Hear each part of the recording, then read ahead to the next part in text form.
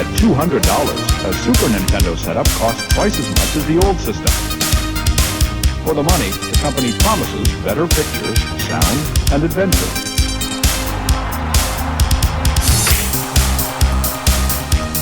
Now you're playing with power, superpower. You're the king, I tell you! The king! Only for Super NES.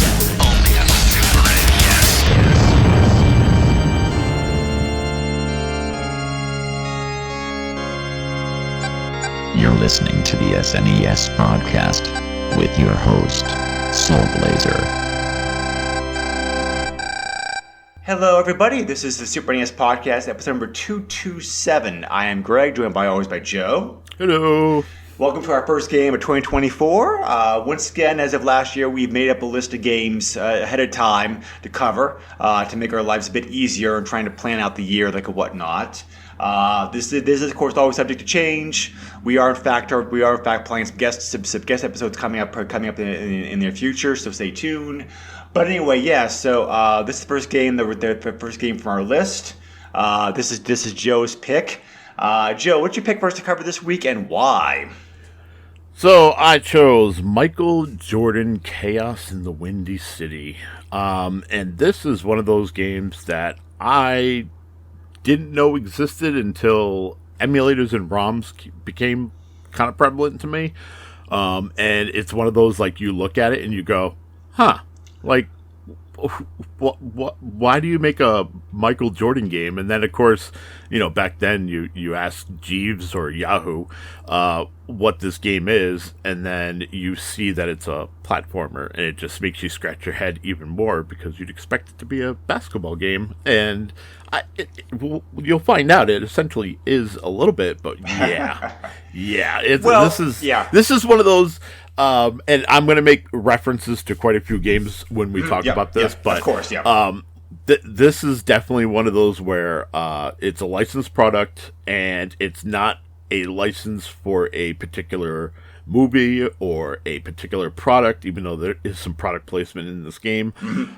It is strictly like Michael Jordon was that big of a star in the 90s that, you know, he captivated everyone's attention, that releasing a game with his name on it, whether it is good, bad, indifferent, a platformer or a basketball game, it's money. It's literally printing money. Right. So I understand why the game came into existence, but it's still one of those that makes me scratch my head. And I was like, you know what? Like, I remember playing this, like, when, you know, like I said, emulation and ROMs became a prevalent thing. And, like, I felt like I had enjoyed my time with it, so I figured, hey, we got to record these different games anyways, so why don't we just jump in and we check it out, and then, you know, you would mention that, you know, you wanted to do Shaq Fu, which wasn't something that, you know, we had covered yet either, and I was like, perfect, it works great. Yes. So, spoiler: we actually are covering Shaq Fu in the next episode, which was me. It kind of made sense to cover them back to back, but anyway, some great points. Great points that you mentioned there, Joe. So I also never heard this game because I was not, like I said before, I was starting to phase out of platformers by the time this game came out. Partly because I'd just been platformed out because of all the NES platformers that I played like over the years. So it's like. So, yes, Michael Jordon was a big deal at the time.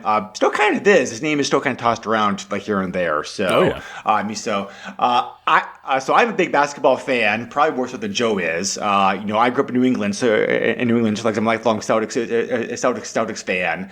And we had Larry Bird. As a matter of fact, my first real basketball game was like, that spent a lot of time with, like, Jordan versus Bird. So nice, which was a very good, like, basketball game. So I do remember playing an earlier basketball games. That was really the one I really first spent the first serious amount of time on, and I really remembered playing. And there have been sports tie-ins like for a long time, ever since the early '80s. When they first it was the soccer star Pele was the first person to endorse his name for a game, or an entire 2000 video a soccer game like the early 80s. So I mean, sports tie-ins have been around for a long time. Usually, however, the sports tie-in is just something kind of like like so and so's sports game, whatever, where they're like, they're on the cover, maybe they're in the game a little bit as an announcer, whatever, but it's like, that's usually about the extent of it. So this game is one of several games, which Shaq Fu is another game will be, but there are others in which the person was more directly involved with the game, in which their likeness and appearance or skills or whatever were featured in the game for something beyond a sports game. So, although there are sports elements in this game, as Joe just mentioned, as we'll get here to in a moment. Michael Jordon was actually apparently approached a lot during his career about playing himself, playing a role for a game or movie or whatever. But he always turned it down because he wanted a chance to play himself. He didn't want to do a character. So I do wonder if maybe the experience he had working on this and the success of the game, the limited success, because this game came out in November 94 in North America and then Europe several months later. I do wonder maybe his participation in this game did make him more open to decide to accept the offer that was made to him shortly afterwards, like appear in Space Jam. Because that was 96 movie, I think, but that sounds about right. But where he also played himself. So there are some similarities between the game and the movie. I think actually, which I've mentioned here, as we get into it. So, so I just never heard of this game, but the game was developed by Electronic Arts. And was published by them in North America. Ocean handled the publishing of the game in Europe. There was a Genesis version of this game planned. However, it never came out. How far this game got developed for that system, I couldn't find out online. There may be a prototype of the game out there somewhere. I mean, probably not by this point, but I don't want to say that for sure, because every time I say, "Oh, so and so never made a prototype stage," it seems like all of a sudden somebody discovers a ROM of that game floating around or something. Right. So it's like I've been proven wrong so many times over the years, and just I don't even like to say that anymore these days. Yeah. But let me just say, as of right now, evidence seems to indicate it never got to the prototype stage. It looks like based upon what little information I can find online, it got to the planning stages, and that's it. So maybe because the game didn't sell great on the Super NES, but anyway. So compared to most platformers, this actually has a story. It's not a very detailed story, but it's just a story. But the game gives you enough of the story to help you understand what's going on with the game, and it also ties into Michael Jordon himself, which is also a cool touch, because obviously if you are going to pay the money to get this big basketball player in the game, you do want to tie in a story to him in basketball in some way, right? Because otherwise, what's the point? The story is told at the beginning of the game, kind of comic book-esque look, which is very nice, I thought. Yeah, I actually really like the comic book presentation to kind of give the story. Right. So, yeah, like I said before, it's a basic story. Michael Jordon is in Chicago. I take part in a charity basketball game, like a number of other players. They shows at the gym. They're not there. He finds out other players abducted by scientists, they Maximus Cranium, which is kind of a very comic bookish name if you ever heard one. So why is never said in the game. I mean, maybe in a scientist he just hates sports players, but anyway, yeah. So Michael goes on a quest then to rescue the various players. So and then as we mentioned before, the game is a platformer. It's a fairly long platformer as far as platformers go. The long plays of the game online about an hour and a half, 2 hours long. So there actually is quite a bit of meat to this game as far as actual longevity value. Plenty of options available to you. There's three difficulty settings. There are three difficulty settings that you can use to the game. There are no continues. However, the game does have a password system that you can use to resume your play later on, which is nice which is definitely a nice thing to have for a longer platformer game like this. Yeah. So, you can also customize the controls, like and whatnot. So. The actual gameplay of the game, however, Joe, do you want to take a stab at this? Yeah, so you have 21 players that have been captured, and they're spread across Chicago. Each level consists of 5 stages that you go through. The 5th stage, obviously, being where you fight a boss. You have to traverse the levels, very maze-like in some spots. There's doors. It took me a little while to figure out the whole door thing for a bit, but each door has a lock. Silver and gold, I think, was the main ones, and then you find keys for unlocking other areas of the level using green, red, and yellow keys. This game very much gives off Michael Jackson Moonwalker vibes. Yeah, I can see that. Yeah, it's the whole opening the door thing. I was really waiting for Michael at some point to just kind of do a spin and have a little girl pop out. Oh, Michael! Yeah. There were a lot of games, however, which involved rescuing people, like this game, like Moonwalker did. The concept of going around platformer stage rescuing people was not new. It was done before. It was done before, like the Indiana Jones and Temple of Doom games. Just to give another example.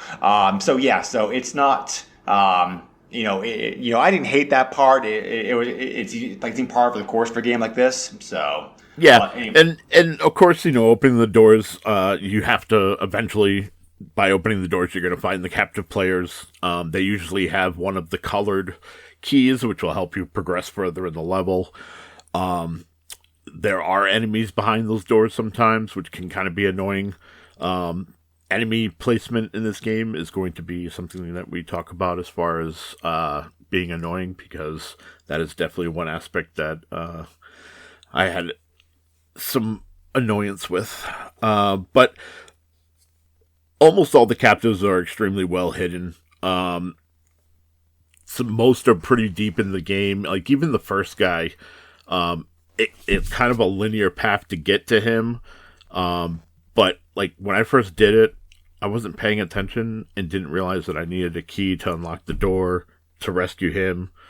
And then obviously he gives you the green key, which unlocks a platform that lets you traverse the rest of the level. So at first I was like, what the hell is going on here? It also took me quite a while to realize that I could dunk. I didn't read the manual or even look at gameplays or anything like that. And I was like, oh, that's cool. They got basketball hoops just kind of randomly placed around. Figured out that you can dunk. When you dunk, you either get coins, green Gatorade, Wheaties boxes, or you can get 24s. 24s. Geez, 23. It's Michael Jordon, not Kobe. And and the 23s act as a 1-up. So the product placements in this game may feel a little bit off, but I think the reason that they're here is because of the fact that Michael Jordan did promote that stuff at the time. So yes. I think whatever contract they signed, that EA signed with him, also gave them the chance to be able to say, hey, we can also promote this in the game too as well. So, and I'm also sure he got a little more cheddar for including those placements. Oh, I'm sure. Yes. Also, same thing with Nike shoes are also like another item you can find too in the game, right? Yeah. I mean, it's not in your face like it is with some games. The product placements, I really didn't mind that much. Yeah. So the this is why I said we're going to mention quite a few games here that this is very feely like. But Yep. finding the keys, the different puzzles that you have to do, like platforming puzzles, breakable walls, stuff like that. This made me feel like very much like it was almost like a Metroid type game. And what was even better is, after you've cleared the 4 stages and you get to the boss stage and you beat the boss, you get a golden heart, which basically, again, is reminiscent of Metroid, and it acts as like an energy tank. It increases your health, which you are going to need a lot of health.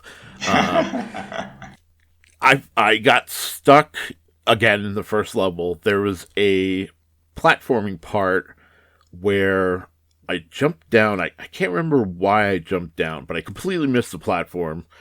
I jumped down in this area, and then what looked like a simple jump up took me forever to actually jump up and continue on in the level. It was actually super infuriating. Another thing with the dunks on the basketball hoops is I totally glossed over this, and I don't know why I didn't mention it. But on top of all the items that you can get, there's also balls. And let me tell you, this game has lots of balls, and not the balls that you're thinking of. This is probably both the best and worst part of the game, if that makes any kind of sense. Yes. So I'll let Joe talk about the various types of power-ups. Yeah, so Michael Jordon gets power-ups by these different balls. Kind of like Mega Man, defeating his bosses and taking on different powers. We should always say, however, that Michael always has a regular basketball available to him at all times. Yes. So, yes. Which is pretty good in most cases. I mean, you can use it to like defeat enemies, knock down walls or doors, that kind of stuff. So yes. But you will need the power-ups every now and then, definitely, because it makes life easier. Yes. The power-ups do become more crucial to your quest as you move forward. And for the most part, you can only throw them forward at your enemies, but there are, as mentioned, the dunk move that you can do on the baskets. You can also do that to be able to attack low-lying enemies as well. So you have the normal basketballs. You have a baseball that's more like a boomerang, which makes sense because Michael Jordon was doing the transition between baseball and basketball at this time. Yep. You have homing balls. There's rebound balls that will bounce everywhere. In my opinion, those are probably the best ones to have in the game, just because you could just fire one anywhere and it just bounces around and it will eventually kill everything on the screen. There's fireballs, ice balls, iron balls, which are just really heavy and take, obviously, do more damage. So these are good for boss fights. And then there's grenade balls. And like I said, all the balls have their different abilities. They all help in some way or another. And like I said, it's like Mega Man where you can switch between to be able to do that. Which I believe with the balls, it was the right and left button to switch between those. And then the select button made it so that you could cycle through the keys. Which got to be super annoying because, you start off with like a silver key, which is great, and then you get the gold key, and that unlocks the gold doors. But then you'll still come across silver doors, and sometimes I'd forget I have to switch back to the silver key to open those doors because I don't know, my mind just goes to like Doom, and like once you collect the keys, like you can open the doors. I don't know. I guess my brain just makes sense where this game doesn't, but. No, I understand totally because I had the same frustration that you did, and this is probably a good time to talk about this. The controls in this game are not great because, even though we have a lot of, the Super NES controller has a lot of buttons, so you'd think that'd be okay with this. Normally would be. However, I think the devs got a little bit too ambitious with how much they wanted to give the player the ability to do in this game, because you have, like you're talking about, you can run, turbo run, crouch, jump, slam jump, super slam jump, grab pulleys, climb ladders, flip, throw balls, spike balls. We haven't gotten to backboards yet, but we'll in a moment. Yeah. Change balls, change keys, pause the game. It's like there's a lot of things you can do with this controller, and even though you can, even though the game's nice in the option screen, letting you like change some of that, there's still a lot to take in and remember for like, especially for a platformer. So oftentimes I was like, okay, what combination does this move again? But until you do eventually get the hang of it, but it's not. But most platformers have the courtesy of being pick up and play. This one's not really like that, or at least if you try that, you won't get very far in the game. That combined also with the fact that the control is quite a bit slippery and not really all that great in many cases of the game too, all added for an extra layer of frustration that this game really didn't need. So, yeah, and the ducktail off of that, like I accidentally figured out how to dunk. Because I was like, he's got this weird, like, it looks like a dunking animation, but it just looks like a jump. Right. So I was like, why does he have 2 jumps? And then I figured out you hit like, well, see, I was playing it on an emulator, so I'm going to say the wrong button, but I was hitting the Y button to do the dunk, and then hitting the X to attack, which was causing him to be able to do the dunk action and whatever else. And it was just one of those, like, I accidentally slit my thumb from Y to X, and I was like, oh, okay. And then I went back and, like, hit every single, basket I saw. Actually, add on to that, I wonder maybe one of the reasons they eventually canceled the Plain Genesis port was because they realized many people probably show with 3-button controllers, and there's no way in hell you were getting this game on a 3-button controller. That's true. Yeah. But yeah, so the backboards you find, you also find in the game. They're also, they're definitely the thing that you want to like dunk on, because each backboard gives you like a certain bonus. Mm-hmm. Milestone backboards act like checkpoints as you expect to find in a platformer game. Award backboards drop items. Freeze backboards freeze the enemies on screen for a short period of time. Big Bang backboards cause the earthquake effect. And Little Bang is just like a smaller effect like that. So, again, nice. At least they're tying basketball things into this game, which I do appreciate, because this could be just like a pretty boring cookie cutter, drop somebody in the game and that's it kind of thing to it. Yeah, so at least the developers took inspiration from his vast repertoire of moves and stuff he was known for and promoting and whatever like the game to give it more depth than you might expect for like a typical licensed platform of the time period. So. Yes, I will say that at least. There is a map. When you finish a stage, you do see a nice picture of Chicago in the background, but there's no ability to be able to pick your next map. The game is linear. Yeah. The Chicago map is kind of there for ambience, flair, that kind of stuff. So. But there are also like breakaway walls and floors you can find, which contain like hidden items. So it's definitely worthwhile, bouncing that basketball around pretty much everywhere, trying to locate that stuff. So I also like how the fact that I also like how Michael had a health bar in this game. Yeah. Because some games they don't do that. It's like right. Your character is one hit and you're dead. So at least this game gives you that because especially because even the easiest difficulty level, this game is still a challenge. I thought. Yeah, absolutely. It's like part of that's artificial challenge because the control issues we were talking about earlier, but part of it's also just like this is just simply a difficult game. Even like an easy easy mode. It's beatable. I got it finally, but it definitely takes. There's more of a learning curve. The learning curve, and there's more of a needing to get used to the game and how it plays for this game than the again typical platformers game. Again, I think because the developers were trying to get all this other stuff into the game, which is like which is like both like for better and worse. Yeah. I really feel there's so much in this game, including the reviews of the game, the time period, which are all like for better or for worse. Everything.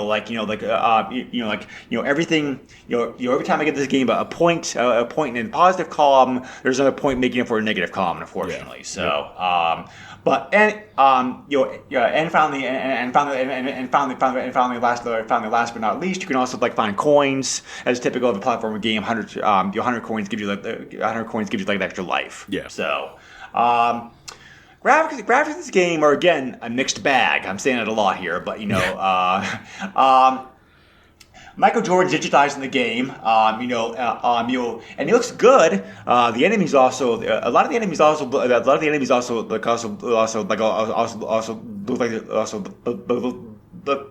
digitized. I don't know if I don't know that for sure, but they do look actual humans as well too, who are like put in the game. So, the background stages in some areas look very nice, especially when outside in Chicago itself. The interior graphics, however, kind of get bland and kind of like washed out and dull after a while. Yeah. And the icon, and the characters in the game are very small. It's like Michael Jordon's a big dude. It's like to have his sprites so small in the game is kind of surprising to me, but. So the graphics definitely are a mixed bag. Music also was like pretty boring. I thought it's typical platform music, but even probably maybe even lesser than that. I thought because it's like the music just didn't seem like it fit the game very well at all. But the sound effects in the game, however, are great. The basketball sounds really good. It was mostly other like attack sounds and whatnot. Yeah, I agree. I even put in my notes, the graphics aren't great, but they also don't suck. You get rotoscoped motion capture with Michael Jordon. Same thing as you said. I don't know if the enemies are done that way or not, but they look like it. But they do. They're definitely some form of 3D render, because I felt like they were kind of reminiscent of what you get in Donkey Kong Country as far as the enemies are concerned. Obviously not as animated and as over the top as those enemies can be, but there's definitely like there's guys with like basketball heads and stuff like that. Like it fits the theme. My biggest complaint for the game in the graphics department was also the interior levels. They're just too damn dark. I like dark and moody sometimes, but like this was dark and muddy. And again, with the controls being what they are, platforming not being as fine-tuned as you'd hope in a platforming game, it definitely becomes a bit of a challenge, especially with the darker levels. And I'm in the same boat as far as music. The music is serviceable, in my opinion, but it doesn't get annoying. There's that. But also, like, I didn't come out of the game remembering a lot of the tracks that were played, except for the title track. That's quite catchy. But outside of that, like you said, sound effects are fantastic. And I'd expect that because it's EA. They already have all these sound effects, for the most part, from the basketball games that they produce every year. So, they somehow messed up the sound of a basketball bouncing. I would be very, very upset. One other nice thing about the game I really liked as far as graphics went, your end stage screen that shows you like how many points you got, like whatnot. They all displayed like a basketball scoreboard, which is a nice touch. Yep. So, like I said, the overall theming of this game is really good. I thought, developers did a really good job of at least giving the feel of basketball and Michael Jordon himself. It's like this game, which could have been a very boring platformer game. It's like it's still not.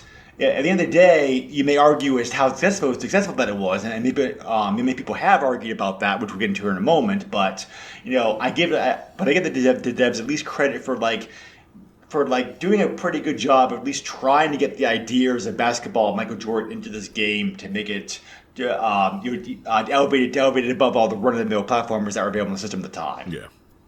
So,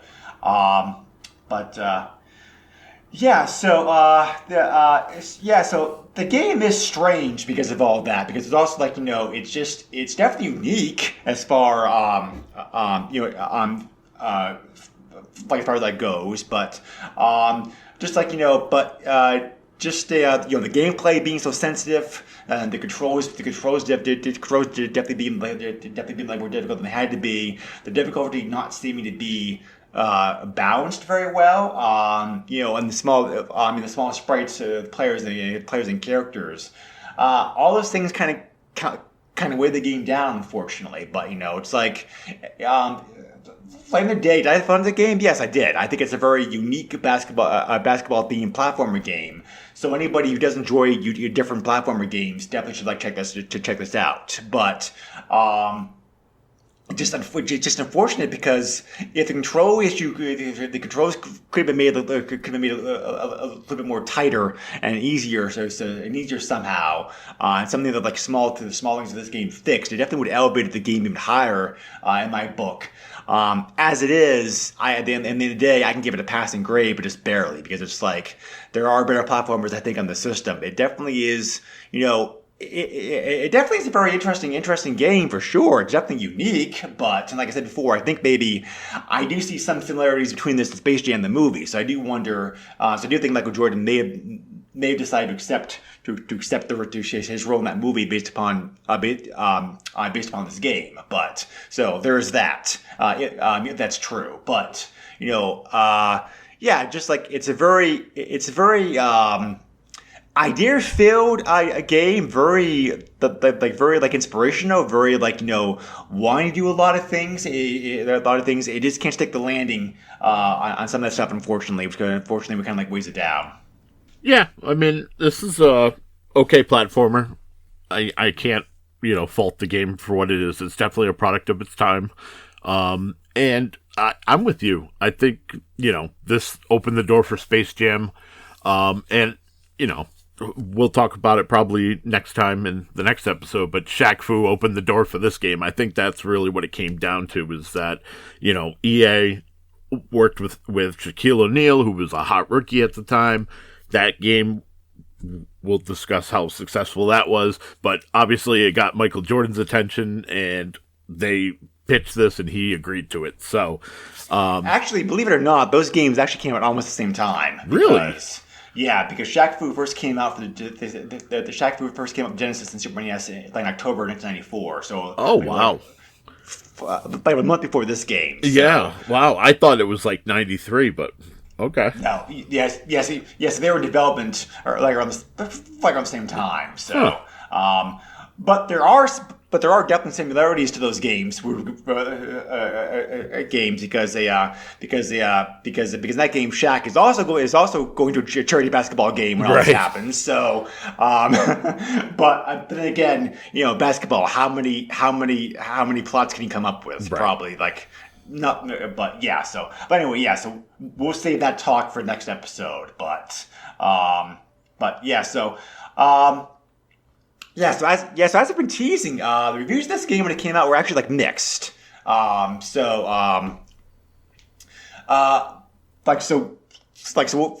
mention some of the higher praise first. GamePro gave the game a positive review. While I did criticize the controls, they did really like the very gameplay of the intense, complex levels.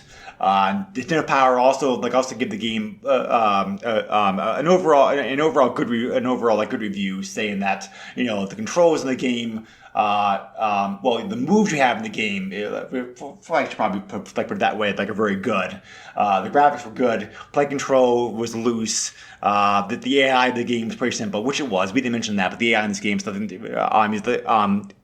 is pretty bare bones. There are other platformers that have better AI stuff than this game does. So, Super Play gave the game 83 out of 100.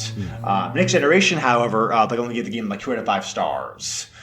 pretty much just hammering all the negative points, which we have about we mentioned like about the game. And later on, in 1997, Nintendo Power, when it did like retrospective like order games, actually put this game into like their 10 worst games of all time list. So in their eyes, the game did not age very well over the years. However, contemporary reviews are still pretty split on this game. It's like, you like it or don't, pretty much seems like. Yeah.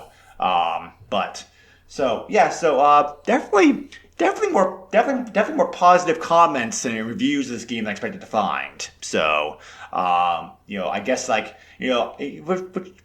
I can see, if you're like a big basketball fan, this game is like pretty unique. You're probably gonna have some fun with this, for sure. So,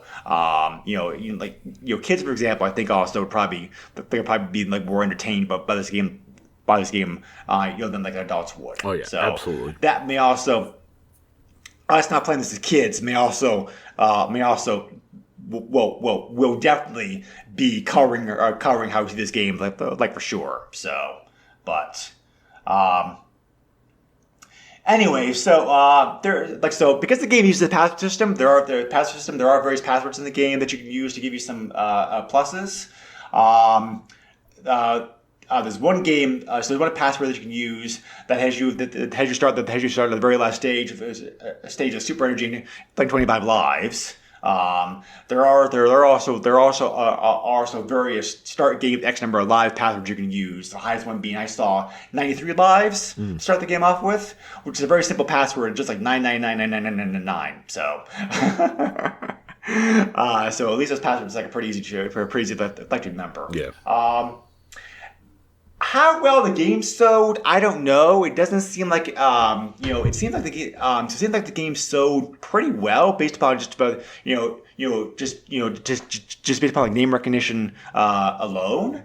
However, this game is definitely a bit more pricier as far as Super NES games go in CIB form. So, which again kind of supports my theory that maybe this game is more popular with kids, and kids don't take as good care of like the games as adults do. So the car prices for this game I thought were like pretty average, but the CIE prices are definitely higher than average for a Super NES game. So I found 30 copies of this game being currently listed on eBay as time recording. 46 copies of the game have been recently sold. These prices include shipping for copies from North America. Card-only prices of the game ranging from $7 to $33, which I thought was like pretty average Super NES prices. CIB prices, however, range anywhere from like $46 to like a beat-up copy to a pristine, complete copy of the game, like $110. So the 46 to 110 range, which I said a little bit pricier than average, but average for a Super NES CIB game, but not like too bad. Anyway, so yeah, to say interesting game. It's definitely a game I would have overlooked had you not mentioned one when covering this. So, do you have any final thoughts or anything you want to say about the game? Like you wrap up here. No, it's definitely, like I said, it's a product of its time. I suggest that, everyone at least attempt to play the game. You never know. You might actually end up liking it. Some people like that in Metroid style-esque puzzle gameplay. It's very mid, but it's not horrible, and it's not fantastic either. So I can tell you when we do our end of the year review in December, this will not be in the worst games we've played. I can tell you that. Probably. I think even though the year just started, it's probably like a safe bet. Yeah. So, one other thing I can mention in case you were curious. For those people out there who's wondering, is actually worth the effort and time like resting on the players? You get a very slight variation to the ending of the Risk Everybody. That's pretty much it. That's the only reward you get. So, No, there's no special. There's really no amazing special ending or anything or anything the game does for you if you take the time and effort to rescue everybody. So, if you're you say like not a completionist player, I don't care about your score. I don't worry about it. Yeah. Because some of those cells are really hard to find places. So, but anyway, yeah. So. Definitely a very interesting idea for a game. So I don't think we've seen anything like this since. Honestly, I think because like both this game and Shaq Fu were experimental games in a sense, and because neither game, while they sold relatively well, neither of them were like smash hits. I think developers kind of stayed away from an idea after that point. Yeah. So you really don't see games like this around like anymore these days. But I don't know. It's like maybe a modern take on this game could be kind of interesting. I think, but. There's numerous ways that you can go about with it, and maybe with better technology we have available these days. Might allow for a better product. So, there are games which feature celebrities in other roles. Like there was that. What was that game that 50 Cent was in? Was that Blood in the Sand? Yeah. I never actually played the game. Was that a shooter? Was that? Yes. It was like an over-the-shoulder, almost like Gears of War, which was popular at the time. Right, yeah. So other celebrities have definitely done the similar idea, but we just haven't seen it again, like sports players. Yeah. So, but anyway, I never actually played that game either. Like, I wonder how it is, but. Anyway, as we've already mentioned, we're going to be covering Shaq Fu next episode as well because it kind of made sense to do those games back to back. So stay tuned for us next time for that episode. So, spoiler: I never played the game either. So, I only know about its reputation, which I'm curious to see if the game is as bad as reputation has it made out to me because I kind of get a feeling it's not. But until I actually play it, I won't know for sure. Do you have an experience with the game, Joe? I will tell you that it is going to be a tale of two stories next time. Because Shaq Fu was a game I had for the Genesis. It was a birthday gift. And I remember as a kid loving the hell out of that game. And, I have some great nostalgia feelings for it. But also... let's just say it hasn't aged well, and we'll get into all that next episode. But yeah, there's going to be a love story and there is going to be a hatred story, and we'll see where it all ends up in the end. But there will be two stories. Yeah. I'm also curious to see how the Super NES version, compares to the Genesis version, because I think the Genesis version came first, that game. So from what I understand, yes.